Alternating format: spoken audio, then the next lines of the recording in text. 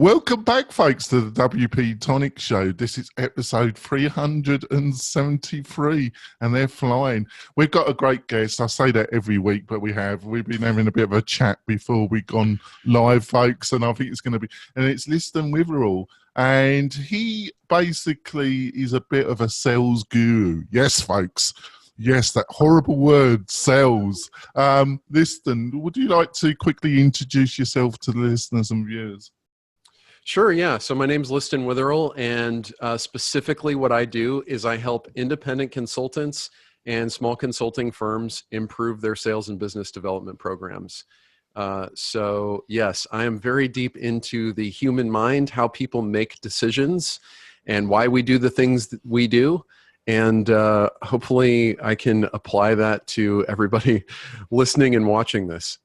Yes, folks, you might delude yourselves that if you're a WordPress consultant or somebody building a membership site, especially a higher ticket service, product, whatever it is, that you're just going to sell it online. I think you're deluding yourself a little bit there, and we're going to quash that. But we're also going to give some great advice.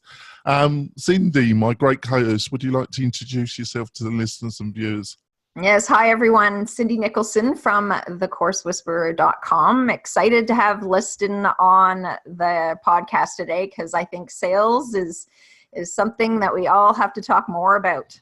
It certainly is. Before we go into the main part of this great conversation, I want to quickly mention one of our great sponsors, and that's Kingston Hosting. We host the WP-Tonic website on Kingston, and it's just been a great experience. They stayed with us in 2019. They're going to be our major sponsor throughout this year. They were last year as well. And what do you get? Why should you care? Well, for your clients, for yourself, if you've got a membership site, e-commerce, and you're looking for really quality WordPress hosting with great support, you found your perfect host, Kingston. They use Google Cloud as their framework, but what you get is a superb interface, staging site, one-click backup, but you also get 24/7 superb support from people that really know about WordPress and hosting. They've got a ticketing system. You normally get answer almost in minutes, and it's the right answer from somebody that's knowledgeable. So if that's interesting for you, your clients, go to kinster.com. Right, so Liston, how do we start this conversation? Where do you think people go wrong in general around their views around sales, basically? Yeah, sure. So let's start from kind of the top. So we're talking to people who run membership sites, right? So for those people who are selling higher ticket items, I'd say around the $1,000 price point or above, you're probably going to have to be involved in some sort of sales conversation. Now, you could call that a strategy call. You can call it a consultation. You could call it a let's get to know each other and be friends, whatever you want to call it. But you're hoping someone buys something from you, which means you have to sell it to them. So what I want to do is give some context around what can happen in those situations. Where a lot of people trip up, I think, is probably a question on some people's minds. And also, maybe it's best if we just start off with what is sales? Because it's interesting. I didn't think when I started doing sales training and consulting that I would have to cover that question, but it's so core and fundamental to people's feelings about it. So Dan Pink wrote this book called To Sell is Human. And he did this word cloud. He went out and asked people, what do you think about when you think about sales? And in the word cloud, there's things like, scummy, used cars, these kinds of things. And if you do an autocomplete search on Google, you'll see the same thing. If you say, why are salesmen so? And then it's like annoying, horrible, right? Like these are the kinds of things that we think about sales. And as I think about that, I think what the reason for that is a lot of people think of sales as a situation where I'm going to show up and do tricky things to the other person and sort of convince them to do something they don't want to do, right? Like I don't know about the two of you, but there has been a major disruption in telemarketing in the United States. And now my phone rings 10 to 15 times a day with unsolicited calls. And that's kind of the feeling that is evoked when we think about sales, I think, is like someone shows up, I don't want to talk to the salesperson, but they won't go away and they're trying to sell me something I don't want. Okay. Why does that not apply to what you're doing as a membership site? Typically, most people will be getting in touch with you in order to sort of vet out, do I trust this person? Is this something that applies to me? That's one of the most common questions, is like, will this work for me? That's what most people will want to know. And so in that scenario, you're a guide, right? You're not there to necessarily, quote, sell them anything, meaning convince or manipulate them, or at least I would never advise you to do that. But what you can do is guide them to a decision that will help them improve their business, right? Or their lives, depending on what your membership is. And so that, starting from that place, I think, all of my advice descends from that. I say serve, don't sell. So rather than being so concerned about getting the sale ourselves, what I want you to start thinking about is, how can I help this person? How can I serve them in a one-to-one interaction, so that at the end they can make an informed decision about whether or not this membership or whatever it is that you're selling is for them. I think that's so great. Can I give you, I've got a quick question before I throw it over to Cindy. This is your show, man. Ask me anything you want. I love you. I approached two companies. One was selling a course and consultation around using LinkedIn as a sales, a lead generation system. Yep.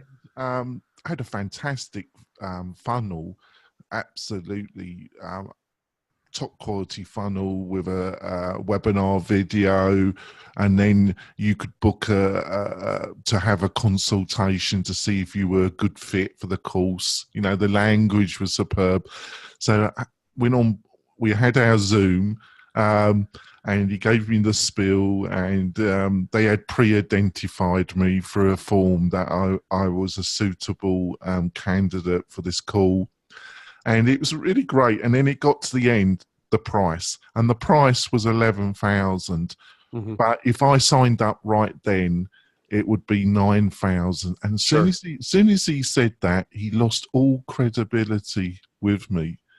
I don't think that, I understand you want to get the sell and you got your quota and everything else. But when you do that, at the end, you sign up now, you're going to get a 3,000 discount. I think you lose all credibility. What do you think? So I have a lot of thoughts on that.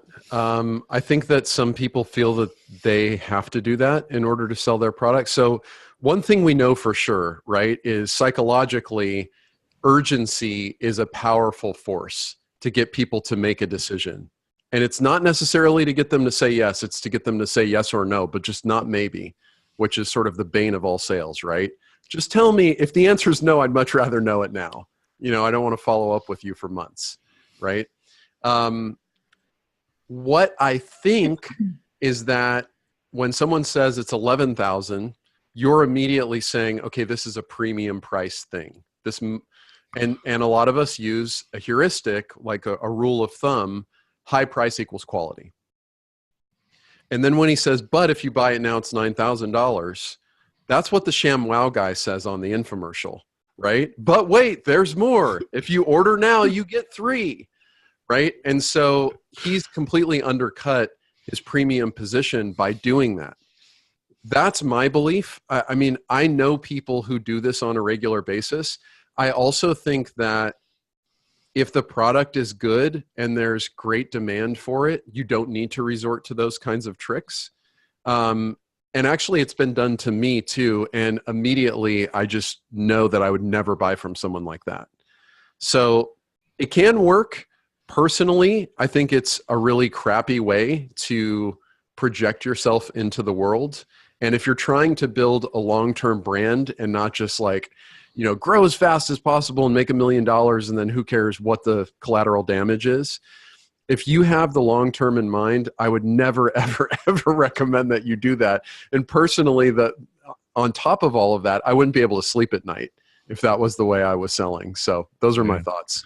I think offering a payment, if it is difficult, offering a discount, offering a payment, but a slightly higher, but a payment scheme that spreads it over, or have a scheme for people, that are good, whatever, how you word it. I think there's better ways of approach that. I agree with you. Cindy, you got a question? Yeah, no, I agree 100% as well. It's funny how everybody has their own, vision that they look at sales from. And I actually would like to talk a little bit more about that, Liston, in terms of like so people, I hear it all the time in the entrepreneurial world that, I love to do what I do. I just don't like the sales aspect. So, if there is this perception that, sales is icky and everything, what advice do you give to people to overcome that block that keeps holding them back from sales? Well, I think starting from the position of what is the point of sales is probably the most freeing part of it, right? So if you're providing some sort of service along with your membership, or the idea of the membership is to provide a service or a transformation. So if I go into those calls with that in mind, that should change my entire approach to it, right? I'm trying to help people. Now, of course, this can be abused just like any other sort of mindset. There's this movie called The Queen of Versailles, and it's about essentially this guy who owned timeshares, loses everything, and his wife was sort of, a quote, gold digger. She liked the money and the opulent stuff. And in one scene, they're telling their sales team, we're saving lives by giving people vacations because vacations improve your health and therefore you're less likely to die from a heart attack. So you're saving lives. I'm not going to that level. What I am saying is you probably have positive and authentic motivations to do your business in the first place. The sale is the lifeblood of your business. You don't get money in the bank unless people are buying stuff from you, right? And if people are buying stuff from you, you have more chances to actually help them. And so that's where I would approach it. And so if you're authentic in your intention and you think about what the ultimate goal is, which is to help someone else, that should be very freeing. The second thing that a lot of people, I think, get stuck on is talking about money, right? When you're a kid, what do your parents tell you? It's not polite to talk about money. It's not polite to talk about politics or religion. Those are off the table, right? And we grow up with that, at least Americans grow up with this script in our head that it's not polite to talk about money. And yet, business, money is such an unavoidable aspect of what we're doing. And so I think a lot of people freeze up in that part of the conversation too, right? And so, maybe, Jonathan, your question about the $11,000 to $9,000 discount, maybe they just lack confidence in the value of their product, which immediately is apparent to the listener, right?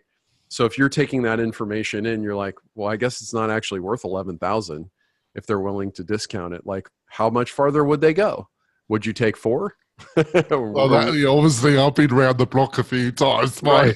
Right. So, yeah, my mind started. Yes, you read me so easily. Yeah, exactly. And I worked for someone. I was in the renewable energy business, and I worked for someone who would constantly do that. He thought his only mechanism in the sale to negotiate was price. And so we don't want to do that. So I hope that answers your question, Cindy. I think that really getting clear about your intention, about why you're there in the first place, and I know this can be a little bit woo-woo, but it does matter. Getting clear about your intention and then starting to surface what are your hangups about money and what do you find so challenging about talking about money is kind of the next thing. Yeah, it's also recognizing that you have these issues that you are projecting without even knowing about it too. Right. sometimes it's just having the awareness or just thinking about it that can bring it to light. But I think mindset is just so important in terms of the way you frame things of what you are actually doing, and ultimately you are helping somebody else make their life better is ultimately what you're trying to do. So what is the reservation in doing that is kind of one way of looking at it. Yep. Jonathan? Yeah, we're going to go for our break, folks. We'll be back to have this great discussion with Liston. I think we're slaying some real dragons here. We'll be back in a few moments. We're coming back, folks. I've loved this conversation so far. It's been like therapy, really, for me and Cindy. Here we go. So calm, Liston. So, Liston, I kind of threw in this 11,000 curveball, but let's get back to this initial consultation. Is there a framework that you found that you have used yourself and used with clients that is a kind of starter about how to approach these consultation calls and get better results, basically? Yeah, so the consultation call, the primary objective for me, and especially if your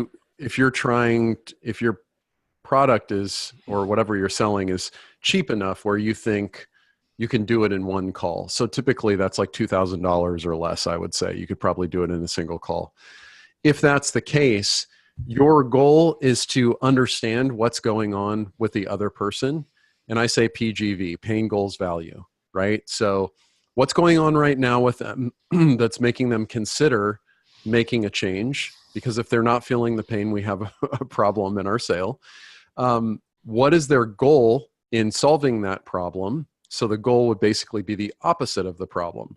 So Jonathan, if someone came to you and said, the reason I'm looking at WP-Tonic is I need, less churn on my membership site, then obviously the goal is I double the length of time that people stick around in my membership, something like that, right? And then the value would be translating that goal into ideally dollars and cents, or also emotion, right? So if they doubled the length of time people stay on, maybe that's worth, I don't know, hundreds of dollars per user, let's say tens of thousands of dollars, or maybe even hundreds of thousands of dollars to them. But they also get to not worry so much about their marketing dollars that they're spending on Facebook to attract new people to sign up for the membership in the first place, right? And there's value in that too. So that's what we're looking for, is the pain, the goals, and the value from everybody. And only then will it be a natural conclusion. Hey, if I can help you with that stuff, you should buy this thing. Here's how it will solve those problems for you, right? Because if you ask good questions and, dare I say, shut up and listen, don't talk about yourself. That's a big temptation. If you just shut up and listen to what the other person is saying, they'll teach you how they want to buy. And so if you just listen to them, talk about what's going on, in the end, you'll have all the information you need in order to sell them. Yeah, that's interesting, because on my own business model, I've had quite a few calls recently, and I've come to the conclusion that I'm going to have to change my business model a little bit, because I made a certain conclusion about who my target audience is. But my recent successful engagement of clients have been from a totally different mindset and what they were really looking for. It's quite interesting. You make these assumptions, but the market shows you that you need to go a different direction, doesn't it? Totally right. And, because you were showing up to those calls and listening, you were able to come to that conclusion. So I'm a big advocate that there's a fair amount of market research that can happen on these calls as well, right? People will tell you, oh no, I don't actually want that. And you could say, why? Well, what would you want instead? What would be a better fit? And they'll tell you what to make, right? So if you have enough of those calls, you start to really understand.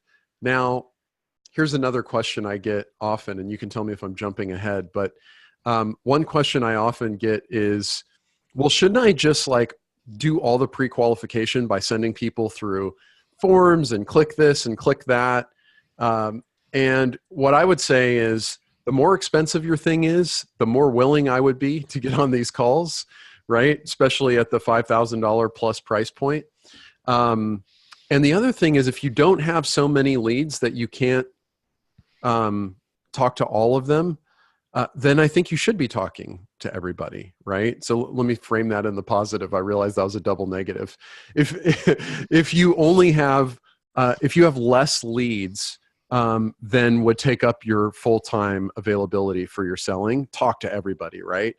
Only once you have too many leads would I start to pre-qualify people. So yeah, just to recap, my advice on these calls, really spend, say, the first half or more listening. Pain, goals, value is what we're trying to figure out. And then if there's a fit, you would make an offer and talk about the investment and prompt the client for a decision. That's great. Cindy?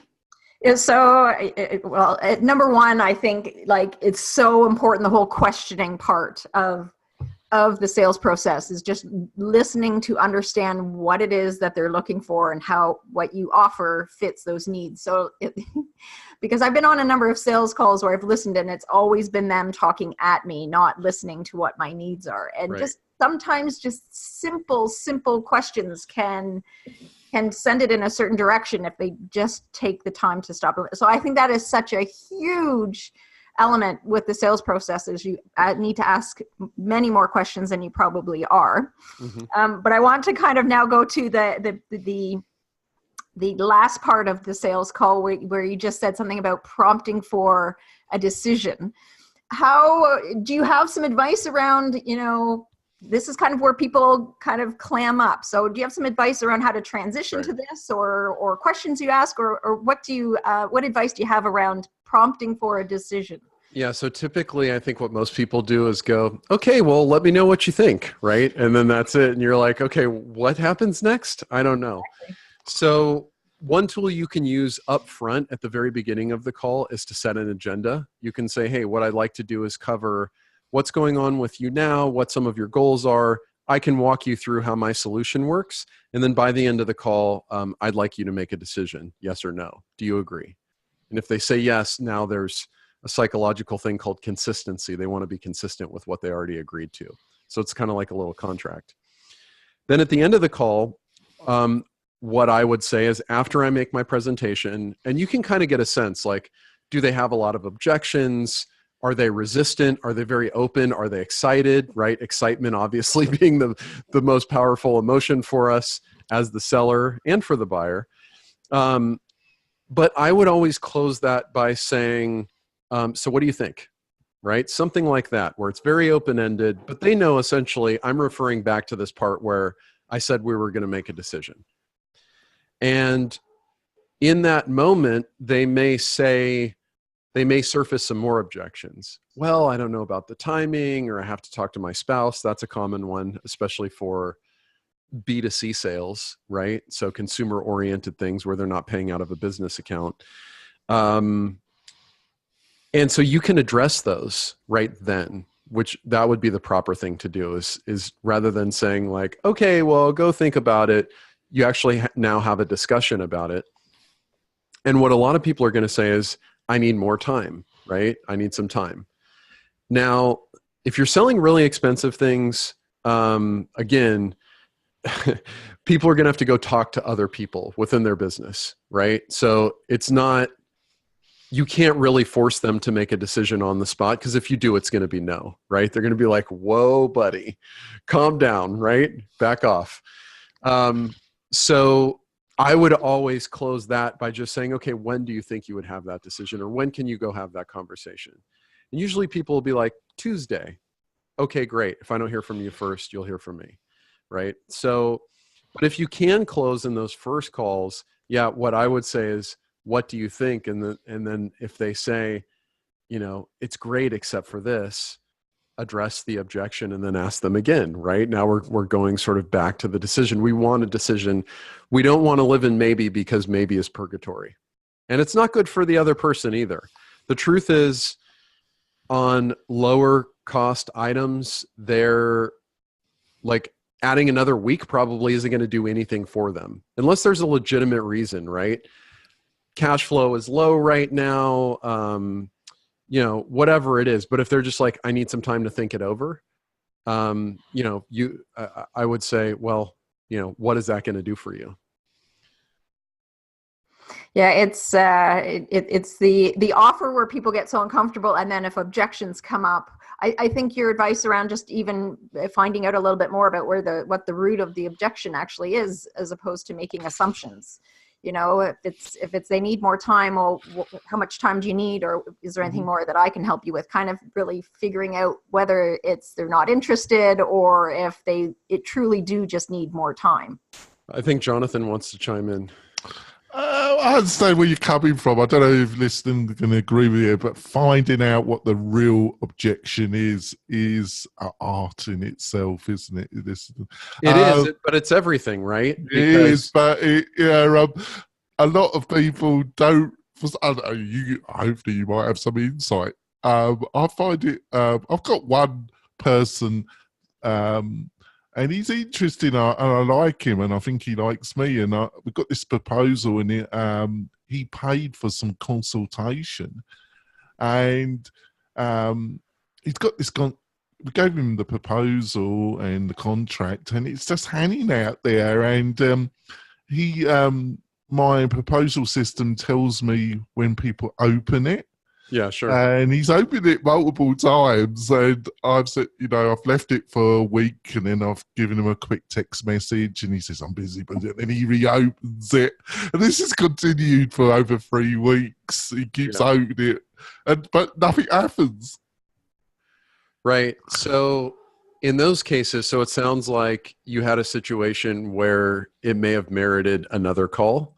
So that's probably the best thing to do, right? Yeah. So if he's not sure and you're going to send the proposal, which I'd always recommend presenting live, you can walk through it and then you can see their reaction. If they're like, I don't know, then you want to handle that. But if I were you, this is a common situation. What happens when I get ghosted, right? People are just sort of blowing me off. And so one thing you can do is just ask him, like, would you like to jump on a call next week or the week after? And sort of force, the intention of that call would be to really get a yes or a no, right? So yeah, that's a tough one. Now, I am wondering, you said getting to the true objection is an art in itself. Was there an objection that you heard that you thought wasn't the true objection, but you weren't able to get the real one? I don't know. In this particular case, I don't know what the real objection. What in a way he gave, like, people give contradictory messages, don't they? We're all kind of contradictory animals, aren't we?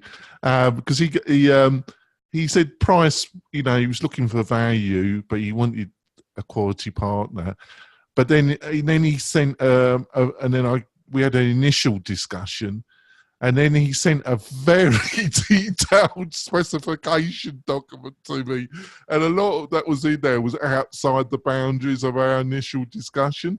So I sent him a valued proposition to him. So probably that was the problem. At that stage we needed to have another discussion. I tried to have that, but he said he was extremely busy with some personal and business matters. Okay, so yeah, all right. So let's take the situation, right? So obviously that's a blow off, right? So when you got that detailed message where you're like, I'm translating for you, you didn't say this, but you're like, what the hell is this? We didn't discuss this, right? Then I would say, hey, I have some questions about what you emailed. Thanks so much for putting so much thought into it. When can we talk? Yeah. Right? And really get on the phone. And if he's telling you things like, I'm too busy to have a call, usually I would return that and just say, hey, no worries. When do you think you'll be less busy? And if he blows you off again, I would say, no worries. Let's just talk when this is a priority again. Yeah. Yeah, I think you're totally spot on there. Yeah. All right, I think we're going to finish the podcast part of the show. I've just loved this, folks, and hopefully you have as well, Cindy. Liston's agreed to stay on, which you'll be able to see on the WP-Tonic website and on the WP-Tonic YouTube channel, the whole interview with this bonus content. We're going to wrap up the podcast. Liston, how can people find out more about you and your wise words? Well, they can be the judge if they're wise or not. All you have to do is go to www.liston.io.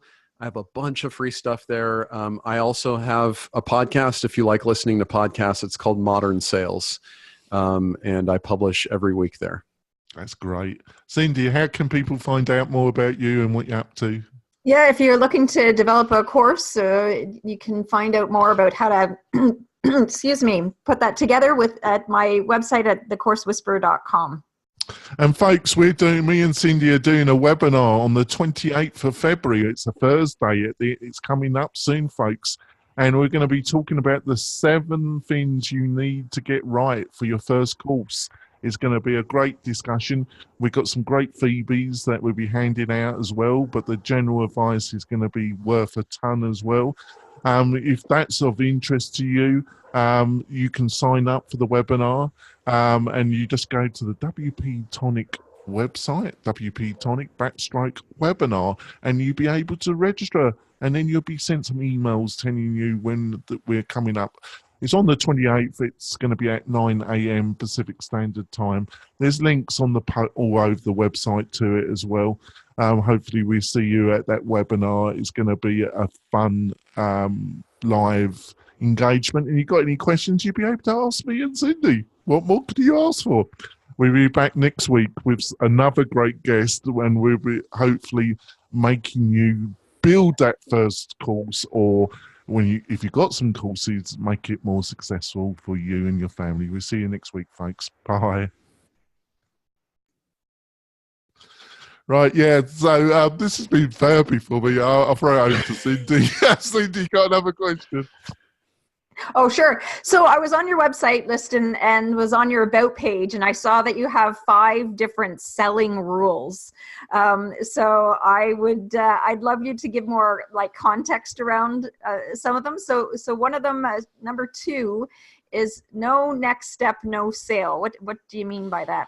Yeah, so this kind of goes back to one of the things that I said about, ending the call with okay, well, so you can think about it and just let me know.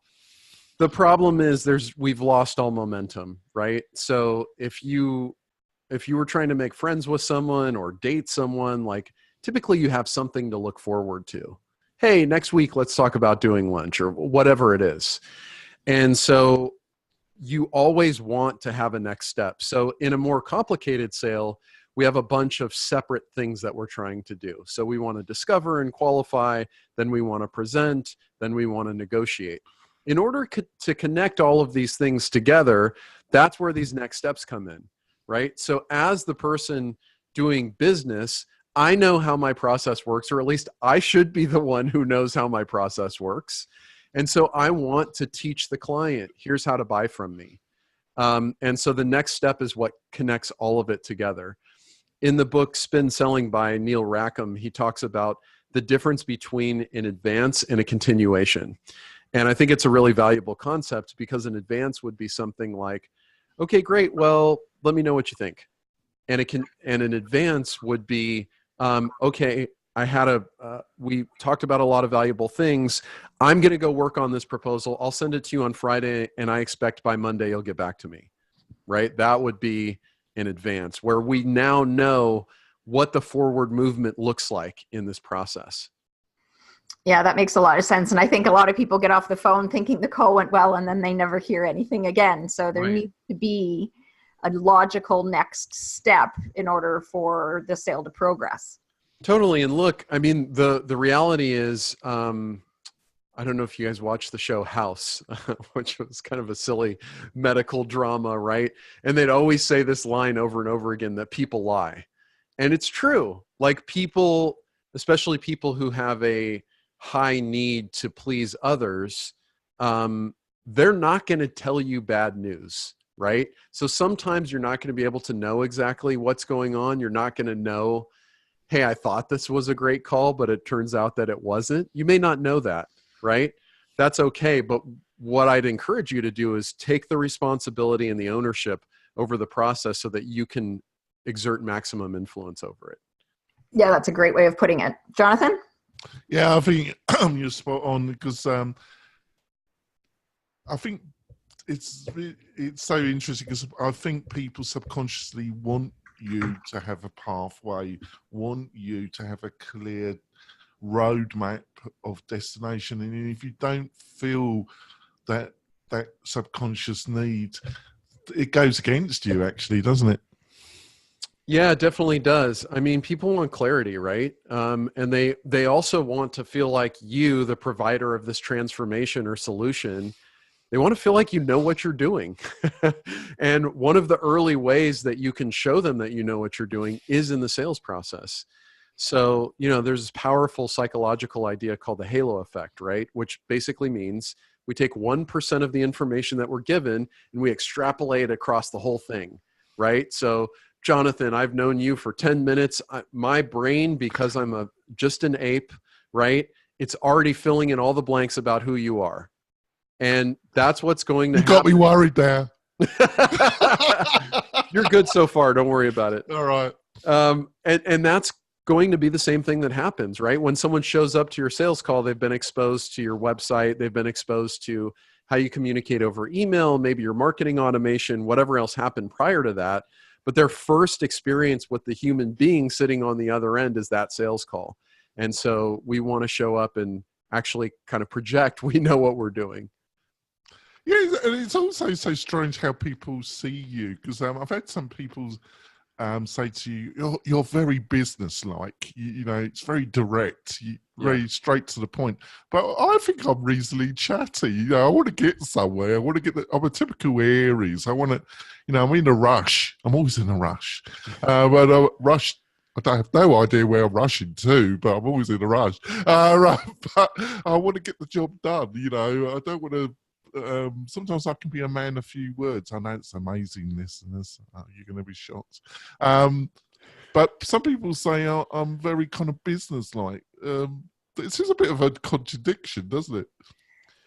I think, I guess it is. I think you need to strike a balance, right? Because no one wants to sit there and just like make friends for 2 hours, right? On the other hand, no one wants to feel like they're just a dollar sign to you, right? And so finding kind of the balance between, and that's why I believe process is so important, right? So if I show up and I'm not making it up, because that's what they're really saying, isn't it? Yeah, you're saying, and I wouldn't say it's hurtful, but I honestly didn't want to come across that way, because I'm not that desperate, and I really wouldn't want to come across, but that's what they're really saying, isn't it? Is that you're coming across as desperate? No, I'm like dollar sign metaphor. Yeah, they probably like, I didn't feel like a human being to Jonathan. That may be what they're saying. Yeah. I mean, they may also just be saying, God, are you in a rush somewhere? Like that may be all there is to it. I don't know. It depends on the person, but I do think that that's a risk. People who are a little bit too business-like. The thing about the kind of things we do, right, is it's very relational. You're going to be working with someone a lot. And so we have to honor that part of the sales process, which is different than a lot of like selling a widget, right? I get to hold the widget. It's tangible. Other people can tell me what their experience was. If you're selling something relational, they really have to feel like, I like Cindy. I like Jonathan. Sorry, Cindy, you got a question? I do. Excuse me. I'll ask the number sales rule number 5 on here. If anyone wants to see the other 3 that I haven't mentioned, you'll have to go to Liston's website. But the last one, Liston, here is: you create clients, you don't get them. What do you mean by that? So, again, this is advice targeted at consultants. But what I mean by that is it's really incumbent upon you to develop trust, to develop credibility, and to show people why you do things the way you do in order for them to even entertain buying something from you, right? So the internet is sold as this great democratizing force. And granted, we can put out this video and podcast, and that's amazing. But the downside of it is 7 billion other people can too, right? So the question then becomes, why you? And in a consulting capacity where it is so relational, what I believe is, people aren't just going to come out of the ether. It has to be something that you're doing very, very intentionally and patiently in a lot of situations. Yeah, that's a good way of putting it, I think. And as you say, the medium of the internet is a perfect way of doing that for sure. Totally. Jonathan. I think we're going to wrap it up now. Liston, you're going to have to come back on the show hopefully later on in the year. I've really enjoyed the conversation. I think it's been a blast. Hopefully you agree as well. I don't know. I'd be happy to, sir. Yeah, you'd love to see the, I don't know about me, but there we go. That's the normal with the guests. I'm the beast and Cindy's the princess. So we're going to wrap it up, folks, and we'll be back next week. Bye.